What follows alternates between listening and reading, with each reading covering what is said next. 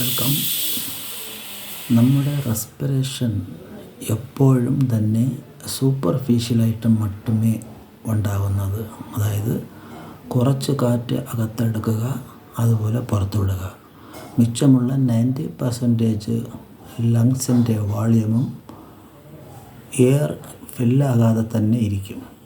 അതേസമയം നമ്മുടെ എയർ അകത്തെടുക്കുന്ന സമയത്ത് അതിൽ ചേർന്ന് ചെല്ലുന്ന ഡസ്റ്റ് പാർട്ടിക്കിൾസ് ലങ്സിൻ്റെ മറ്റ് സ്പേസിലങ്ങ് സെഡിമെൻ്റായിട്ട് സെറ്റിലായിട്ടിരിക്കും.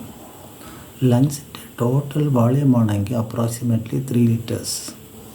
സോ നമ്മൾ ചെയ്യേണ്ടത് എന്താണെന്ന് വെച്ചാൽ മോസ്റ്റ്ലി ലോങ് റെസ്പിറേഷനെ ട്രൈ ചെയ്തുകൊണ്ടേ ഇരിക്കുക.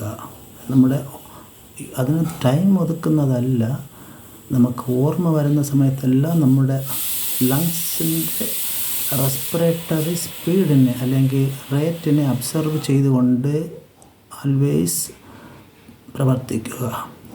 അധികം ഓക്സിജൻ ഇൻടേക്ക് ചെയ്താൽ ലങ്സിൻ്റെ വോളിയത്തിനനുസരിച്ച് ലങ്സ് എൻലാർജ് ആവും, എക്സ്പയർ ചെയ്യുന്ന സമയത്ത് ചുരുങ്ങും. അപ്പോഴാണെങ്കിൽ ഫ്രഷ് എയർ അകത്ത് പോയി വരും, അവിടെയുള്ള സെഡിമെൻറ്റേഷൻ ഡസ്റ്റ് പാർട്ടിക്കിൾസ് വന്നിട്ട് കുറയും.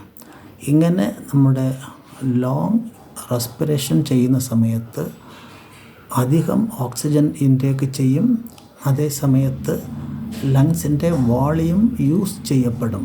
അപ്പോൾ നമുക്ക് ഇൻഫെക്ഷൻ്റെ അളവ് കുറയും, ഇൻഫെക്ഷൻ വരാതിരിക്കും, ചുമ വരാതിരിക്കും, ആസ്മ വരാതിരിക്കും. ട്രൈ ചെയ്യുക.